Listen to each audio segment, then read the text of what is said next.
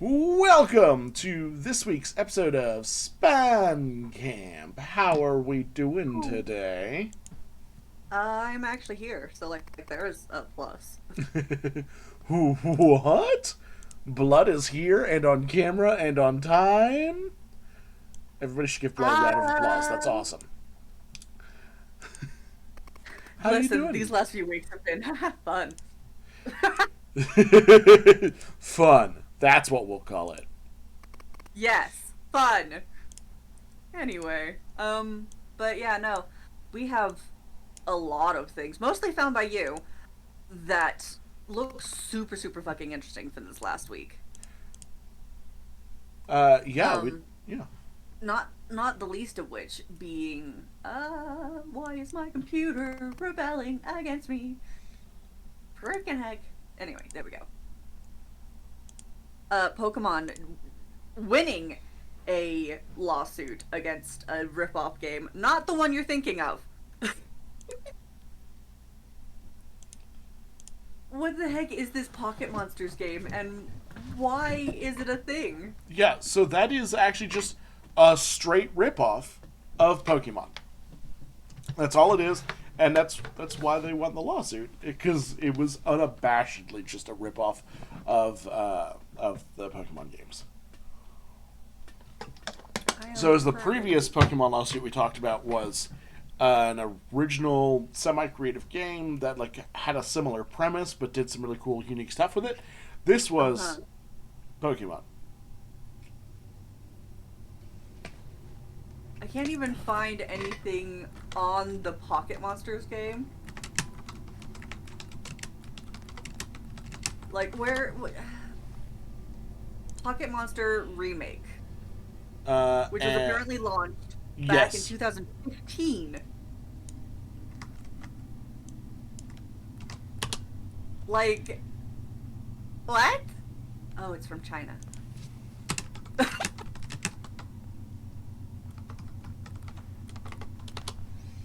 I can't be the only one thinking China is really, really bad about making so these absolutely copycat games, right? Like, what? Why? you're absolutely right. And in fact, here's a screenshot from Pokemon Remake or Pocket Monsters Remake. Sorry. Uh, My lordy. this is like unabashed. That's a Squirtle, and it's called a Squirtle. Uh huh. Yeah. They didn't even like try and hide that shit. No, they just straight up stole Pokemon. Wow. And in fact, in order to make sure that you find stuff specific for this, you have to throw in ripoff game.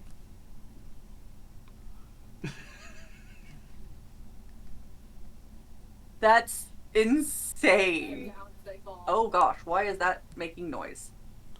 Did your computer just say Mao Zedong? No. Why are we talking about him? I'm not. You heard it here, folks. Blood's communist. Okay. Yep, there we go. But no, that is insane. They didn't even try and hide it. Like not even a little bit. No, no, like that's it's. I absolutely see why Pokemon was awarded $42 million in damages. Yeah. Which that also goes to show don't steal from corporations that can fuck you up and then be blatant about it. Oh my gosh. I'm looking at another one of the like pictures from like the front thing, and it's most of the Pokemon are left completely the same and a couple others are slightly changed up, like this freaking Charizard looking thing.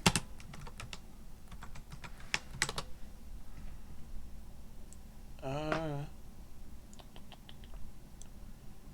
now I'm just finding weird pictures of Charizard. I can't find that one.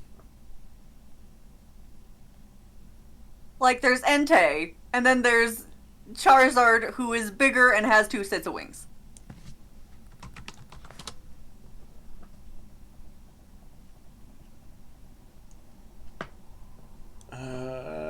That's insane. Okay, here I can. DM me the picture and I can pull it up.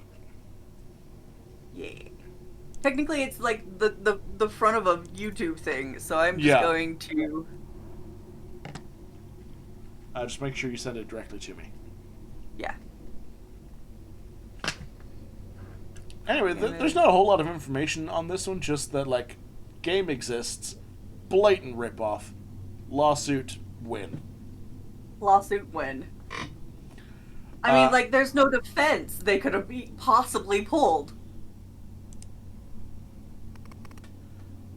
Let's just send it right here.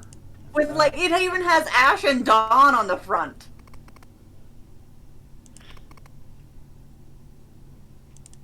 Yes! There we go. And that cover looks like it might have been AI art. That's what I'm seeing. Because, yeah, Charizard's got 2 set of wings.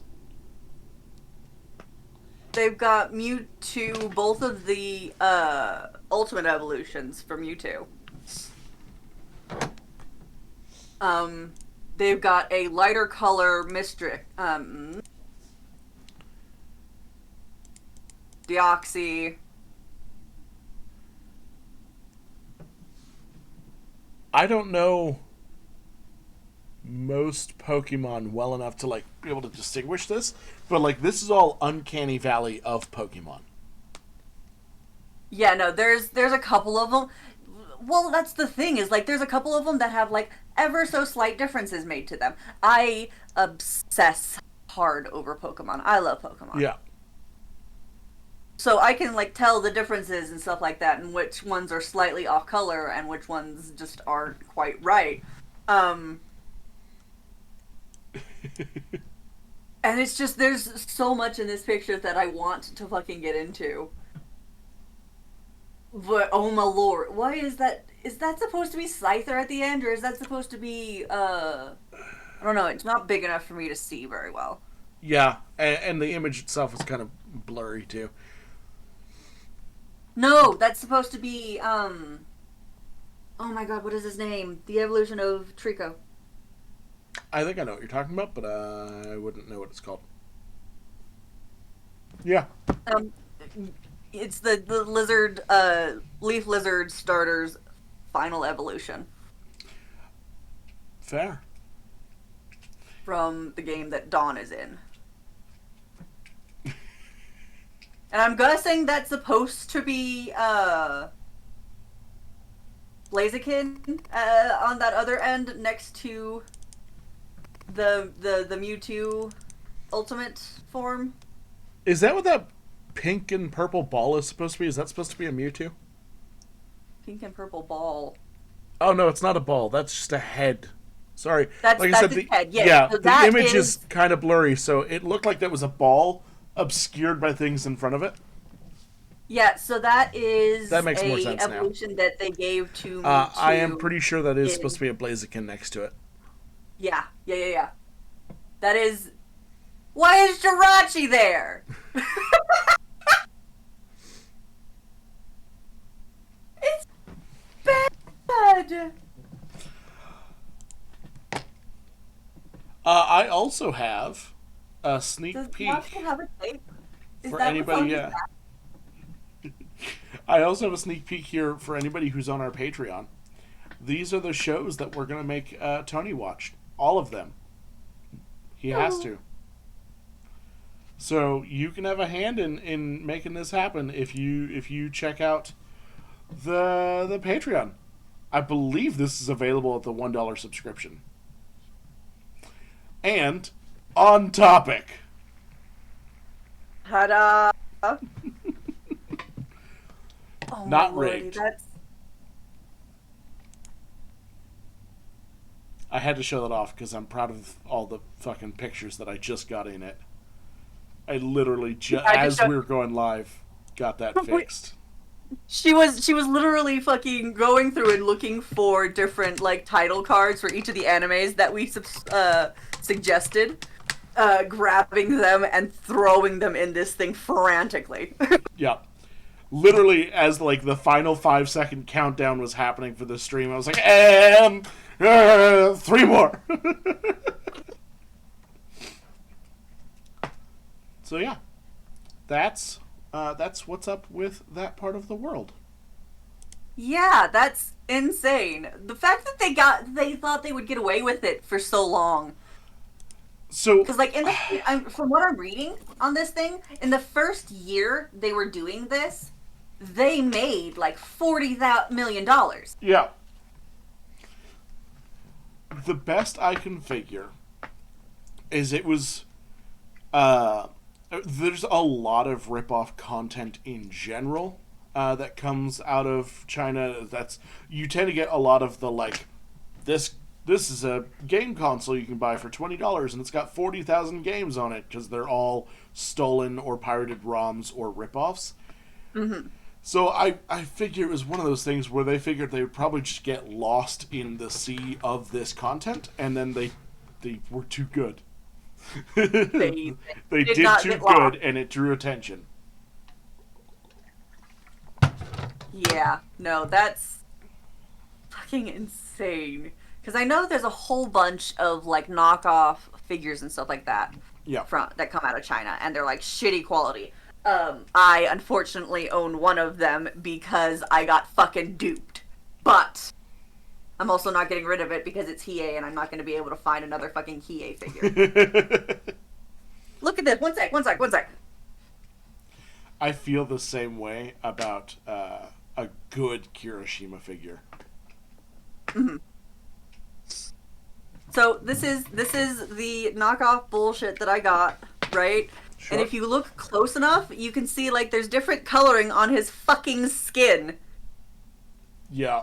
This bitch was in a box when I got him. It's bad. Quality. It's bad. But it's not like I went out there looking for a fucking dupe. I paid good money thinking this was gonna be an actual original out of Japan. And what did you learn that day? Not to go through other websites, only trust one, and never again will I ever go to another fucking website.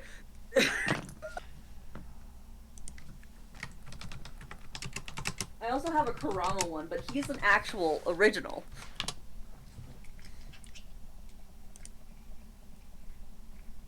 But no, so, basically we want to say, please stop making pirated versions of things because I paid good money for a cheap-ass knockoff. Like, I could paint him better than they did.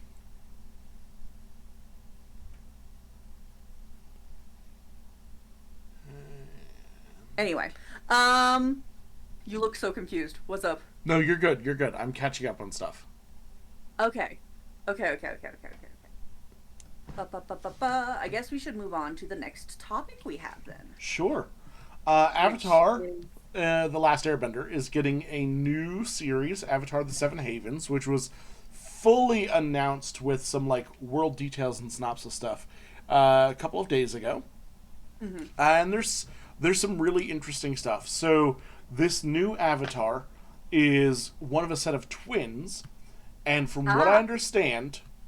Actually, yes. From what I was reading, they're both the Avatar, just the light and dark version of. Well, that's what I was about to say. Well, One is possessed by the spirit of Rava, and the other is possessed by the spirit of the other one.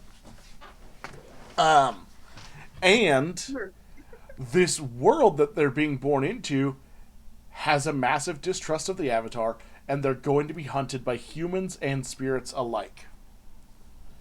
So they have to reunite with their twin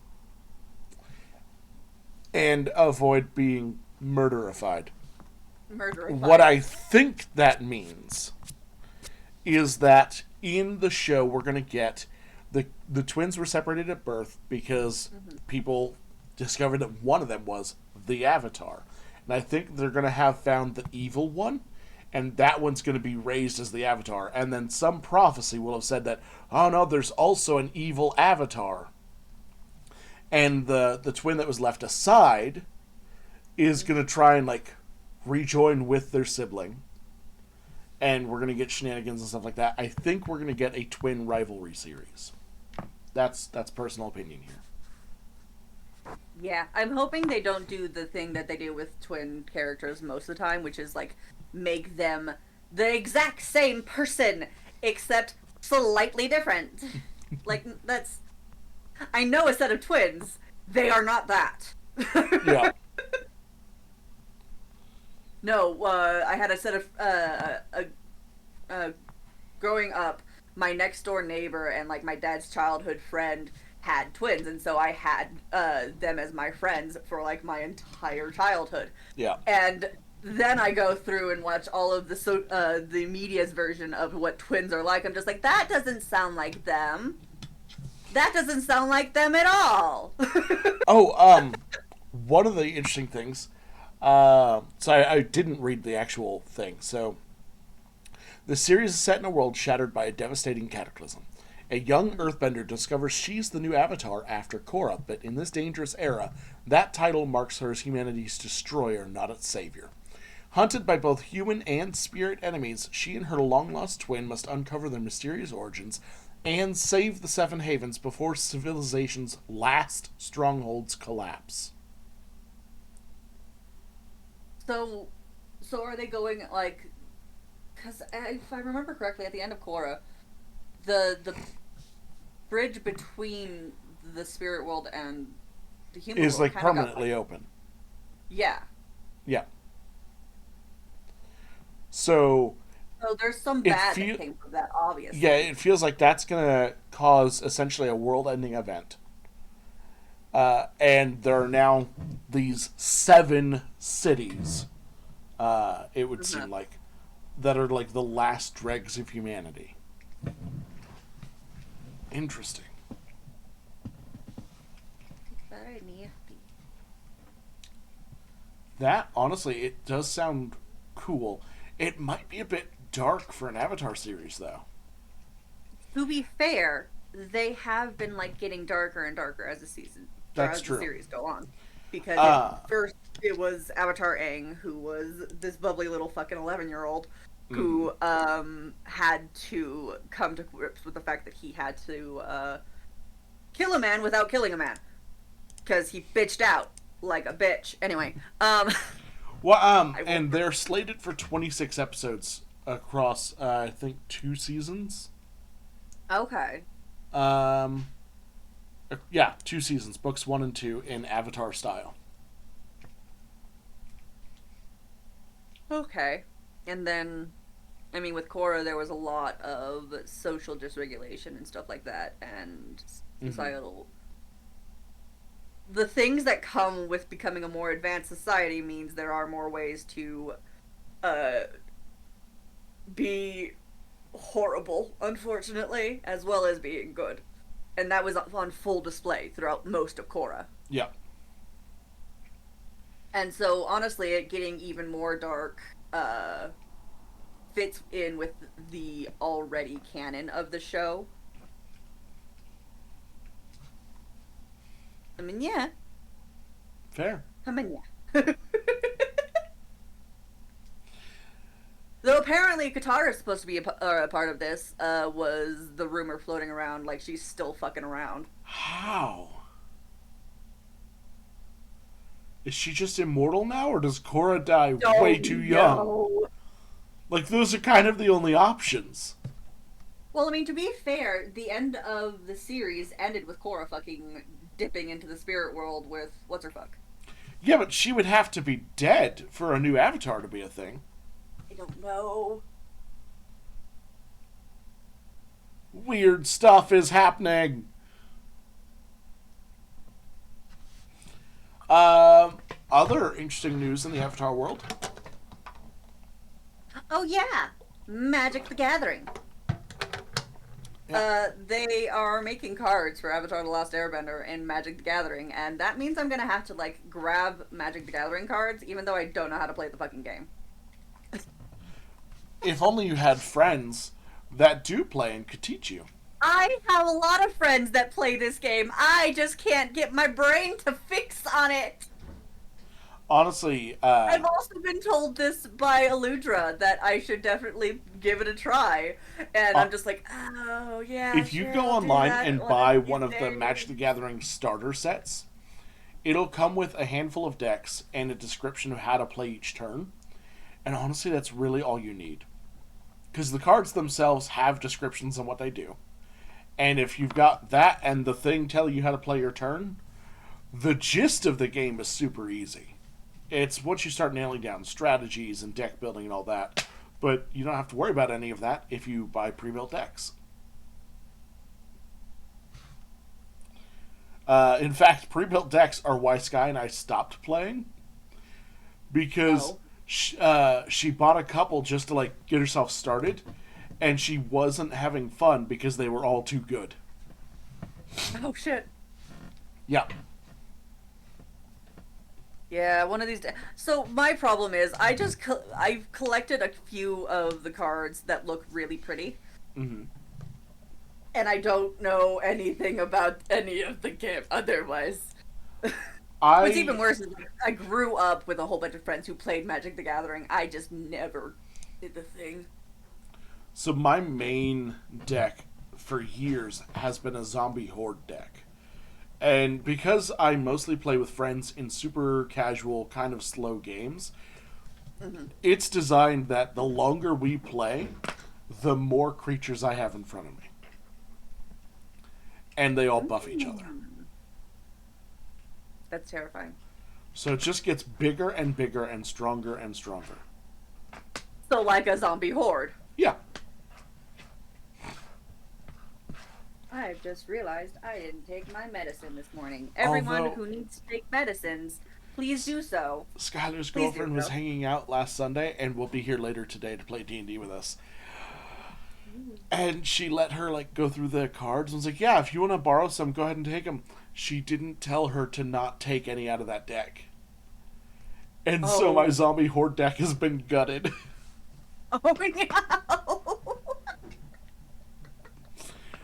I noticed that. I was like, no. hey, why is this deck out? And I started going through it. I was like, oh, there's stuff missing. Oopies. It's Oopie fine, doopies. Interestingly, this will be the girlfriend's first session with us playing. She was here last week to watch, or last time to watch. They're fighting against undead, so vengeance. How on topic. Boy, that is fucking hilarious, honestly. But no, I don't know. It's always looked like such a complex game, and I've been terrified of it. So I need to probably like get someone to sit down and explain it to me in a way that I can understand.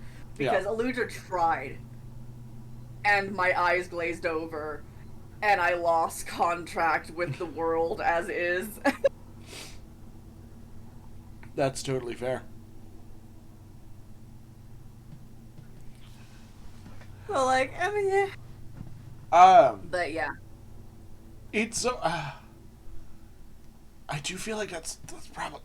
I don't know Aludra well enough to speak on this, but that could be a bad teacher though, because I've taught a bunch of people. I taught my mom to play Magic the Gathering. Yeah. And we've discussed before how bad my mom is at games. Yes. My mom then taught her husband how to play Magic the Gathering without me present. Nice. So it can be taught really well. Technically speaking, it is the most complicated game ever designed. I don't know. I think that has to do with the fact that like there are rule interactions that can get really finicky. Yeah. But there's a really easy way to handle that. Their website has a list of every ruling that they've ever officially made. So all you do is go, hey, how do these two cards interact? And it will tell you. One sec. Yeah. So, like, I've never had to worry or struggle about that. Okay, cool. Yeah. Um, we're moving right through it all. So now it is time for us to go to. I mean, to be fair, it is a half hour into the show. Yeah, we're doing good. We're actually moving along. Welcome to Sports with Tony. We will see you guys in just a bit. Yeehaw! And welcome to Sports with Tony. We don't need this hat. Get out of here. All right. This is your favorite segment, and I'm here for you today to talk about our Lord and Savior. No, I'm just kidding. I'm here to talk to you about one of the weirdest hoops we have to jump through every single year, multiple times a year. I'm here to talk to you about something that you probably agree with me with, but I need to get this off my freaking chest. All right. I've been waiting for this for so long. Seriously. I am so excited. All right. Daylight savings time. I can hear you nodding along with me. I can see the cheers going on. I can see the internet agreeing already with me. But don't go too quick. Okay, we'll start with the basics. Daylight savings time doesn't make sense anymore. I don't know that it made sense when it first got started, but someone decided it was a good idea. They wanted people, to show up at certain times or to save money for oil lamps, which doesn't make any sense to me because if you're going to be awake, you're going to be awake no matter what a clock tells you the time is, right? There is some sort of setting of circadian rhythms that has to be dealt with there. But I would love to see the actual numbers on if you tell people it's 8 o'clock instead of 7 o'clock, if they actually don't stay up later, if they, right? Like, because early on, you got up with the sun anyway. So there's no point in doing daylight savings time.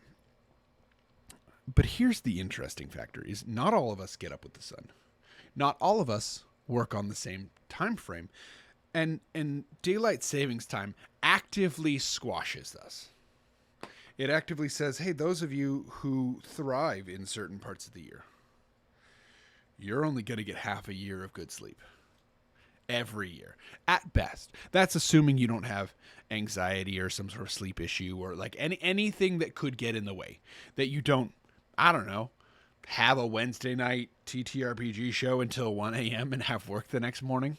That's just, no one has that, I'm sure, but like, it could be, right? So,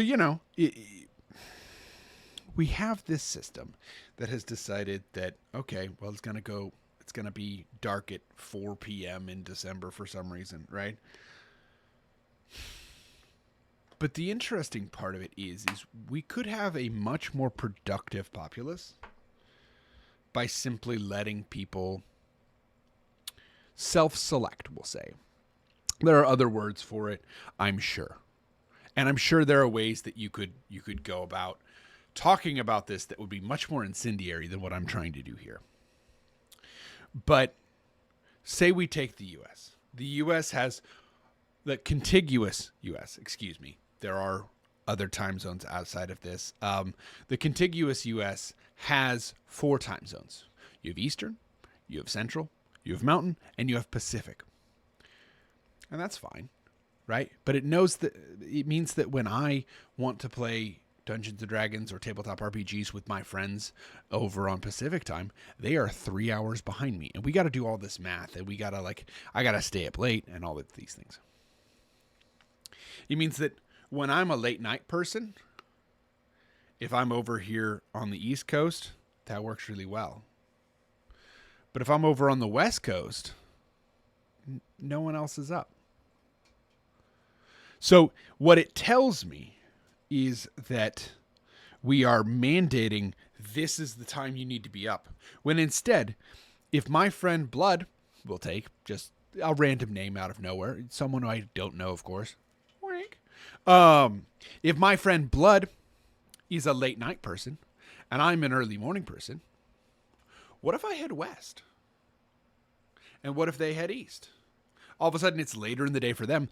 They can get up at noon and it's my 9 a.m. I'm up, it's bright and early, the birds are singing, and they can roll out of bed, and it's already rolling, right? They can stay up late, and it's a normal time for me, right? So now we just remove the numbers. So if we just make the US one big time zone, what can happen is we can literally have morning people go to the west and evening people go to the east.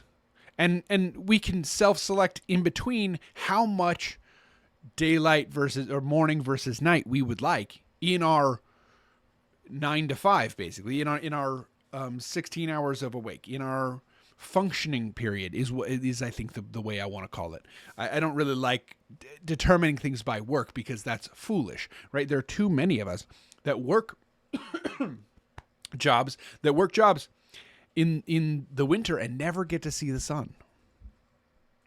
And I don't know that this would solve that specific problem, but I do know that if it's already going to be dark, I mean, maybe it's a little darker when you get out sometimes, right? Like, you could have people who work best in each part of the country based on where the time is. If you just let the world work slightly different, if we accept one universal time code, think about the possibilities. Now, I'm sure there would be monumental issues with that transitioning right now, but I am not a tech company. I am not an airline pilot. I am not a person who has to deal with pretty much any of this. So I'm ignoring a lot of that for now. But I understand there would be technical issues with this. That, all of a sudden, both the U.S. and Great Britain or India or, Beijing having the same exact time would do some funky things for international banking and stock exchanges and technology as a whole. Computers would throw a fit, I'm sure. People would probably throw a fit. But we already throw a fit twice a year. And our alarm clocks used to throw a fit. We just grew out of them. My oven still throws a fit. My car throws a fit every year until I fix it or until I, wait long enough that it changes back, because sometimes it's not worth it. And you wouldn't have these pockets like Arizona where you can travel 100 miles and end up in bouncing back and forth between time zones 12 times. Like, that's crazy. And I don't want to, infringe upon the sovereign right of indigenous people here. That's not the goal. That's not, because some people would say you can just take that away.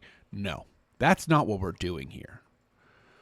What we're doing here is we're freeing people by saying, okay, on the east side of the country, sun sets at, or sun rises at, 9 a.m. We'll say. We'll just pick a time, right? On the west side of the country, sunrise is going to be at 6 a.m. Right? And that's totally fine. I actually should flip those. East Coast, it would be 6 a.m. West Coast, it would be 9 a.m. Excuse me, my math was a little bit wrong there. I'm flying hot and heavy here today. So anybody who wants to be up at 6 a.m. and wants to hear the birds chirping at 6 a.m., well, you can head right on over to that East Coast. Now, if you want that a little bit later, if you want to go to bed still at 2 a.m. and, have a fine morning, well, then maybe you want to head west. And we can take care of ourselves in that way. I mean, to a point, right? Obviously, it is hard and financially difficult for folks in this country to get up and move. That is a financial difficulty. And I fully understand that. We are pie in the sky in this right now. I am in the world in which you could move just fine and there weren't financial repercussions for these sorts of things. It would be helpful, right?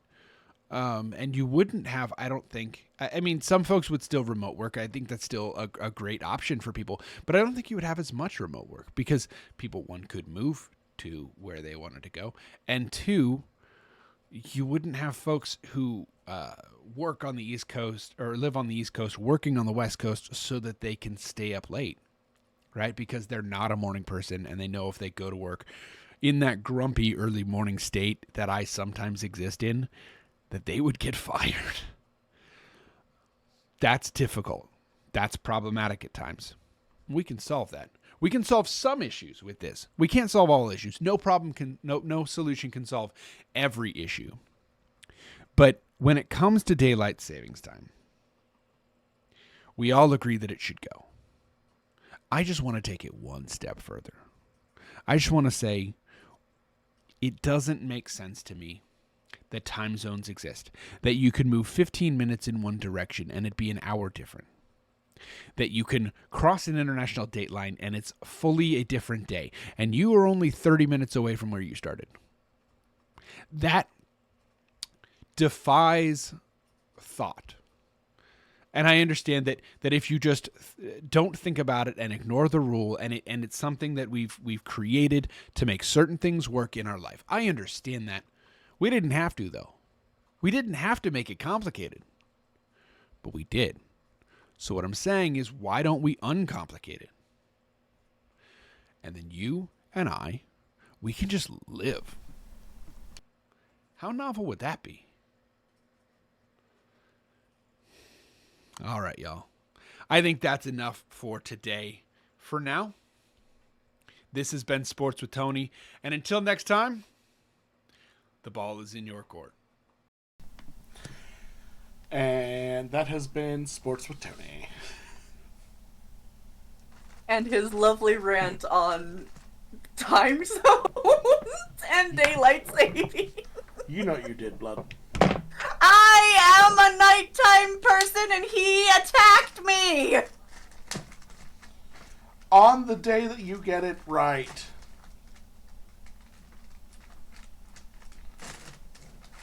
I guess that just came down to timing. I fucking hate you. I'm leaving forever. Goodbye. The show is over. Anyway. Why am I screen sharing? That's why.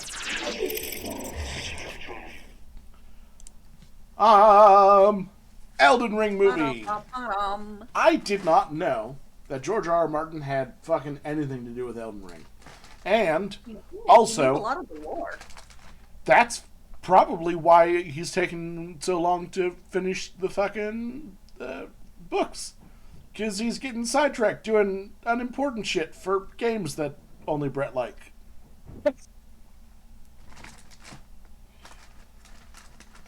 So sad Brett's not here to hear you say that. I want to hear him rage about that. I have to. 1 second. We're messaging. Tag him. Get him to join the call. Boop. Boop. At just Brett. As I make too many keys. I just told him we need his expertise. Elden Ring.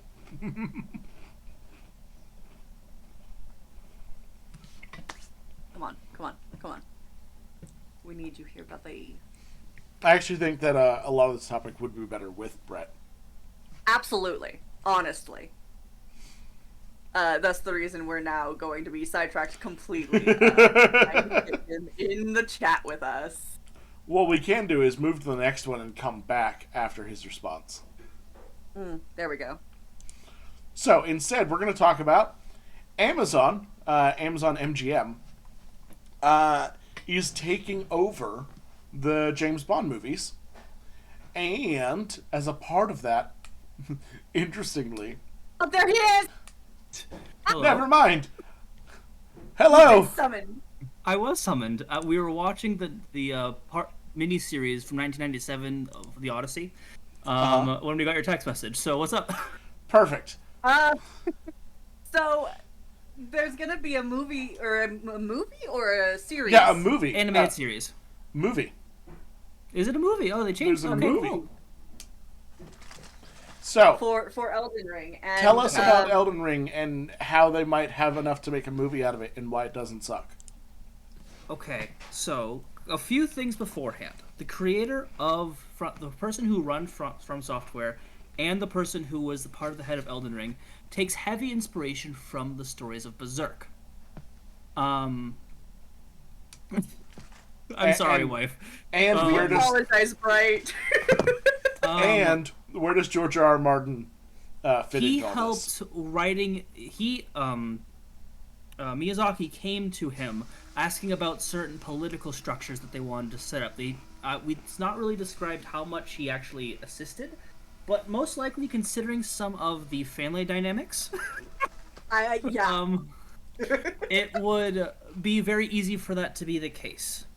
The general premise of Elden Ring is you are a character that's a part of the high priestess, or the person who is getting all of the power from an outer deity's ex-husband. He and all of his troops were forced out of this world after there was no need for war. And she decided to marry a part of herself as the best way to describe the story is you are a returning soldier, the world's gone awful, and this god that your general's ex-wife is like, actually, I could use your help. You're known as a tarnished. You've been devoured of God. You've been removed from God's presence, and you are worse. You are less than dirt. And now you're coming back, and everyone sees you and says, "Oh, you're tarnished," meaning, "Oh, you are basically a godless scum." So anytime you're called tarnished, it's a slur. Kind of like Peck and Willow, or like pointed ears for elves, things like that. You're like, okay. And you're going through and picking up the pieces after several wars have happened because the high priestess or god of this world got so upset that one of her children died, two of her children died, and destroyed her connection to this god. There are several different subplots for the different NPCs you can come across. There are other tarnished like you that have been chosen by grace to try and save the world that you will come across.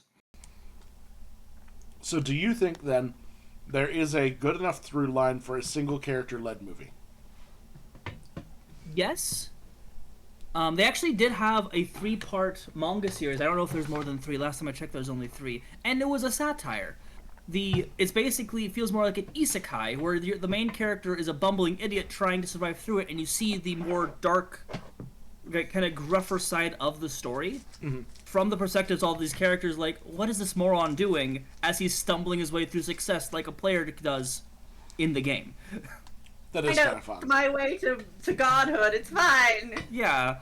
Because, like, there's Nefeli, there's Blythe, and those two are very different. One of them is actually a descendant of the general, but is unaware of that. They were just left alone and picked up by another Tarnished, who probably does know that and just doesn't care, but uses them for her strength.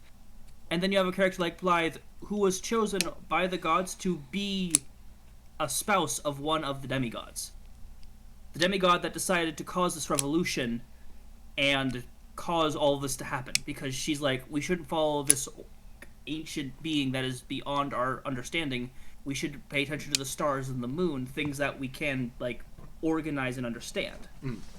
Like, depending on which path they want to go the story on, 100% they could. If you want to do Ronnie's quest line, which is the one that has Blythe and is the Order of the Moon, which is the ending, there's 100% ways you could do that and deal with other, like, minor characters as well. Even just casual homages would make sense. Let me tell you, if they make a full animated movie with Blythe in it, I'm there. Yes, ma'am, sir. So here's my question then. Yes. It sounds like you think George R. R. Martin didn't really have a big effect on the story itself, more just the world building. I would not be surprised if he had stuff to do with more of the story, but I would say he has. It feels if you know enough about the lore, it does feel like something similar to Game of Thrones. Well, what I was going to bring up is he is the one that's in talks for the movie. Like, the movie is on hold right now because he is busy. Mm-hmm. So, what you think? Tell me about it. Explain it. Make it make sense. There are many. I have never watched Game of Thrones or really delved in anything into that he has done. I'm not trying to say he's a bad writer or like he publishes bad things. It's just not my style of fantasy. I'll say it. He's a bad writer. Okay. Not because his stories or characters or anything like that are problematic. It's because he's too fucking slow.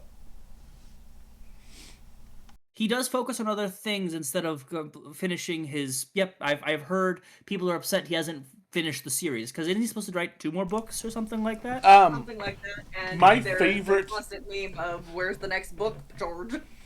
My favorite thing about all of this is there was a panel that he did on stage where he was sitting next to Stephen King.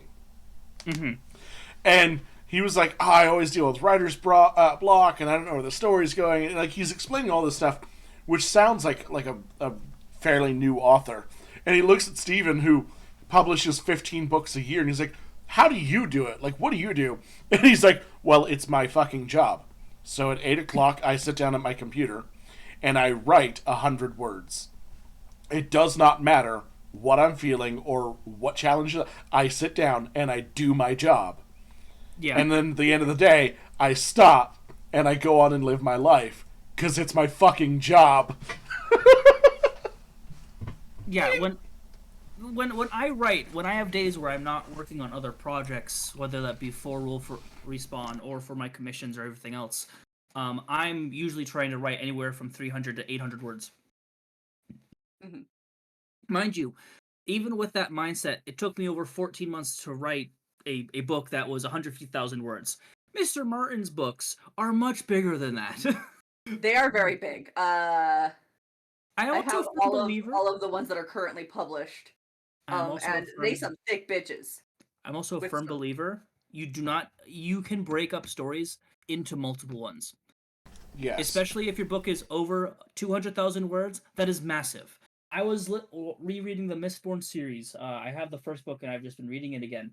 And when I would listen to it for the first time, because my family likes listening to things on audiobook instead of reading it, I'm like, they're going to end the book here. And there are 3 separate points in that book that I thought, oh, they could just end it here. Nope. It just kept going. Yeah. I love Audible. It makes it so much easier for me to get fucking things done. Well, and I will say, I think that is part of the problem of it, is he's trying to make them these supermassive epic books, but he doesn't know where he wants to take them. So just slap on some smaller endings and break up the books. Put them out as you can finish them. Yeah. Because I'm gonna be honest, the book that I finished, I could have continued writing with it. I'm currently going through my second draft right now, and I'm like, I have about 5 or 6 scenes I could add to it. It would add another 4 or 5 chapters to it, but I'm not going to, like, I might write one of them because it's important for one of the characters to do it before this chapter ends in their adventures. Don't. Your book is done. It's good. Write it for the next one. Well, that's the other kick in the pants. The next book involving this series isn't going to involve any of these characters. Not really. But No, I'm thinking for going back to the Elden Ring question. Mr. Miyazaki is not social. He doesn't like doing interviews. He does not like going out in public and doing a lot of these things. Also, to be honest, I'm not quite sure he can speak English. If he can, fantastic. I don't know if he can or not. I have not done my research into him. I just appreciate his works, and he's very funny from what I can see, but he's antisocial. He likes working, he likes doing his stuff, and he likes being left alone. I just remembered. I've got to look this up. Hold on. Don't let me interrupt. So to have someone like Mr. Martin, who loves the spotlight and loves telling big stories and loves being grandiose, I have no doubt in my mind Miyazaki's like, here are the notes that we both agreed upon. you Talk to can the work with people. these story beats. Yeah. Talk to the people. You know what I want. I don't want to talk to them. Please do it for me. Yes. Okay, I got it. I was correct. I wanted to make sure I had it right in my head. Miyazaki. There are two. Yeah. No, this is where I'm going with this because it's hilarious and I love it. So Miyazaki of Studio Ghibli makes these really beautiful and like fun and mostly like here's the problems in the world, but they can be solved with this kind of stuff, and it's very sweet. Has a very depressing attitude and negative outlook on the world. And He makes me Miyazaki laugh. of Elden Ring, who makes these really like dark, gothic horror things, Yeah. is just like the fluffiest The bunny of loveliest a little person. Yeah. No, like, He's such a sweetie. yeah, no, the Ghibli's Miyazaki, as brilliant as he is, hates people. And Yeah. he disrespects people, including his own family, because he believes he can do better. I don't know if either of you see The Last Herring, or, The boy and the Boy and the herring. Heron? Yes. the first half was brilliant, the second half felt rushed. Is that just me? It's not just you. They were most definitely trying to get Miyazaki out of the fucking studio. Because at this point, he's retired like 4 different times and come Yeah. back. Yeah, the whole I love the Beatles versus I hate the Beatles. The creator of Berserk loves the Beatles, and if you've ever read or know anything about Berserk, there are fewer. When I explain Berserk to people, if you watch Game of Thrones, it makes Game of Thrones look like a kids show, Yeah. and that's not just for the R horse. No. It's It's so Berserk is profound and it's fucking so mind-bogglingly and dark, but it's so harsh. beautiful. it's so harsh, and I love it so much. Anyway, All right. Ignore that stinger. Why is it sports with Tony again? Because I hit the wrong button. Don't worry about it. And the creator of Berserk, may he rest in peace, died while Elden Ring was being produced. Which is why, if you are ever playing the game, you see several shrines around the world of swords being stabbed into the earth, like they did for the Phoenix Company in Berserk, as a memento to him saying farewell. Sorry, Bright put in chat jump scared. And I was trying to get a drink and I saw that and it almost killed me. Don't kill the co-host. It ruined the trip. We'll kill them later. It's fine. No. I will say, that's all we have time for this topic. You're welcome Okay. to stay around for our last one. If you've never played Elden Ring and you are curious about the new game they're coming out with, play Elden Ring. It's so good. It's very good. I have almost 500 hours in the game, and I plan on putting in at least another 500 more. And then there's the fact that you are currently dragging each of us through a solo game as well as a co-op game with Yes. the 3 of us in it, with 3 of us being me, Rev, and Bright. Yeah. Yes. I might hold off on that group one until we've completed the game. I've completed the game with each of you once, so you can figure out what kind of build you want to do instead. I refuse to learn a fucking thing. I am having a lot of fun being the magicest magic-y person Yes. I can possibly be. Here's my default. The more complicated a game gets, the more straightforward I'm going to take it. Yeah, I'm gonna just slam into things. It's just variety, and I know it's scary for a non-binary bisexual to make a decision. I understand and respect that. It's But not you're going scary. to have to make... It's not scary. It makes me not like it. What do you mean Just I give me have the to... straightforward games. What do you mean I have to block or dodge? Why can't I just take the hit and hit him back? That's how I actually fight. I know it's how you fight, and that's the most boxer thing I've heard all day. So I will Anyway, be sitting here you're doing things, distracting but me by not letting me leave this topic, sir. Oh, boo hoo! James Bond. Who would you Oh, cast yes. Who would you personally Amazon. cast as Sean the Connery. James Bond actor? No, for a new character, for a new actor, it can't be a dead guy. Well, I'm sorry, but I like Sean Connery as James Bond. Bless you. I'm allergic to Actually, you bullshit. know who I think would be a interesting James Bond? Sure. Andrew Garfield. Ooh, that's an interesting take. We've seen him be able to play athletic characters, and he has such a diverse range. And typically, people that play James Bond are typically British because duh. He's played musicians, he's played cops, he's played superheroes, he's played all sorts of characters. Have him play a spy. He's typically playing more bubbly or sad characters. Lean into that. Make James Bond be a bit more silly. Sure. I'm not saying go back to the 1960s sexism stuff, but like make him quirky. Blood. Tom Holland's. You would go for a very young-looking James Bond then. Mm-hmm. Interesting. Well, most of the internet agrees that it should be Henry Cavill. I mean, yes. And having seen The Man from U.N.C.L.E. and The Ministry of Ungentlemanly Warfare, and he's done a few of these like sorts of movies. There's Yes. two more. One is Argyle, which I don't care to watch, and then the last one, which I can't remember, which I did watch. Mm-hmm. And he does this sort of suave secret agent thing super well. So I do think that would be really cool. The reason why I ask, in this conversation of Amazon handling the new James Bond film, Jeff Bezos actually put out a poll asking for fan interactions to fan cast James Bond. And Henry Cavill overwhelmingly won. Yeah. So I mean, that this makes sense. could Henry is be... a very, very, very pretty man. Yes. What I'm getting to, though, is this could be the first instance of fan casting being a legitimate part of the process. Mm. Mm. And another interesting take I just thought of would be James McAvoy. James McAvoy was on the list. Idris Elba, who 5 or 10 years ago I would have said yes.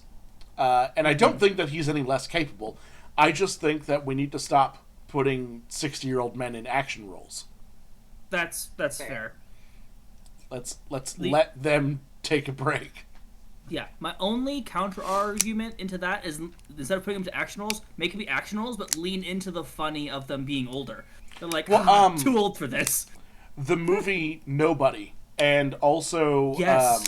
Denzel Washington's The Equalizer movies. Yes. Both of those lean into the fact that the action star who's doing all the badass shit is over the bend and probably not as good as they used to be. Yeah. Yeah. But they're I don't know still if that good would enough fit. to get it the fuck done. I Yeah. don't know if that would fit so well within the James Bond genre, Yeah. just because he's always seen as this super capable, almost superhuman in his ability to adapt and change and take care of. Yep. My only grievance with obviously James Bond actors have always been in their mid 30s to 40s to be a silver fox, but if James Bond is supposed to be like a professional spy and supposed to be more appealing towards younger audiences or be an icon for people to be with, wouldn't it make more sense to get a younger looking actors or younger actors? That Right. Honestly, that's a totally fair point, and that is exactly why I said not Idris Elba now. Yeah. Well, Henry Cavill, I looked it up, is 41. 40 is kind of the Hollywood 30. Yeah. That is true. And if only we felt that way. I will say John Boyega would be another interesting case of it, and I do really like the idea of breaking the mold of white man for James Bond. Yeah. Yeah. There would be a bunch of backlash, and I don't think we're going to be able to get that anytime soon. Sure. You know? Just because of the upheaval in the socials quite yet. I Yeah. would love it, don't get me wrong. But I also have to temper my my thoughts on it ever happening. So yeah, Idris Elba was actually 52. Regé-Jean Page, who was the Paladin Zenk in the D&D movie, He comes up in lists.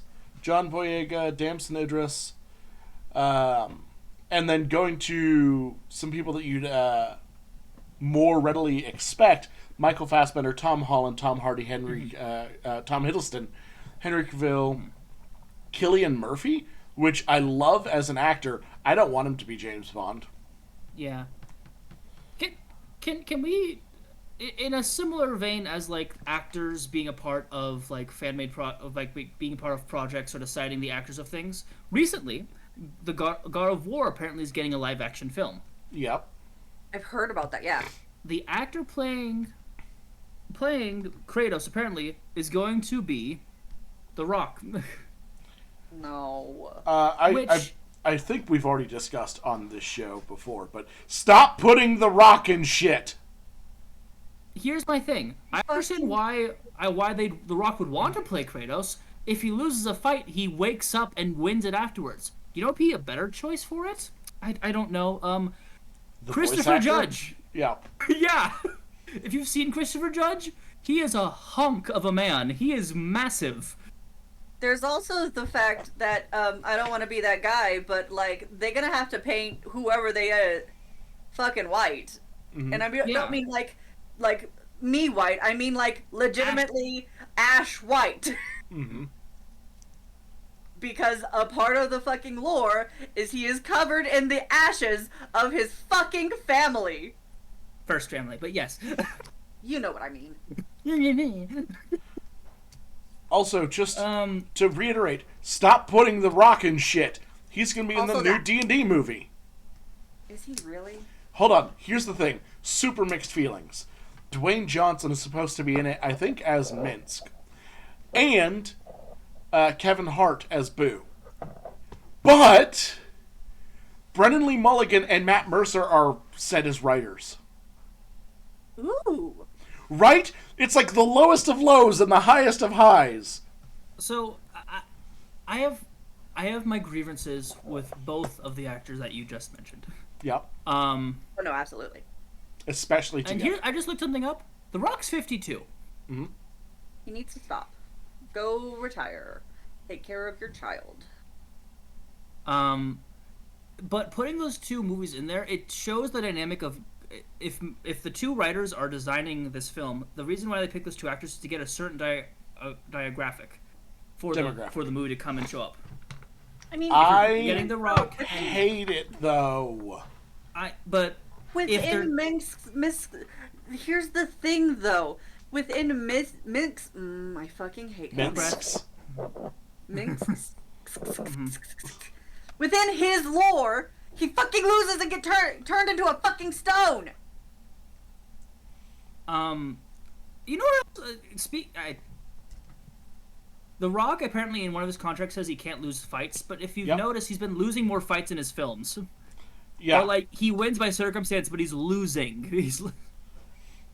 I think the specific wording is that he can't. By the end of the movie, he has to win. And so that's the distinction. You know who I want to see in more films? What's that? James Spader. Sure. He was Ultron in Age of Ultron. He's the main character of the Blacklist. I love his voice and the energy he brings to everything. He seems like such a great guy to work with. And I keep forgetting, I think he's the dad in Pretty in Pink.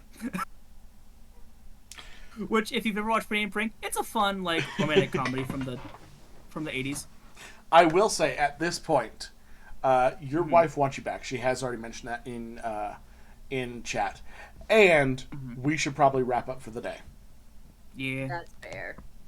So, with that said, thank you all for coming out and hanging out with us and watching today. Thank you, Brett, for joining us on such short notice to educate us on a really shitty game. And thank you for joining our conversation about James Bond. Better than Borderlands. Anyway, bye! No! Don't be mean! Rev's just upset that, unlike Borderlands, Elden Ring is going to be in the hearts of many more people. Well, let's be honest. It's probably gonna have a much better movie. Oh. Yep. All right. Aragon Take had a care, better friends. movie than Borderlands. He dipped. Ooh, I'm glad our faces aren't on air because your camera went stupid. Thank you again for everybody who came out today. Make sure you tune in this Wednesday for the first episode of Brett's second mini shot in our Wednesday Night Revival series, where we're going to be playing little furry creatures.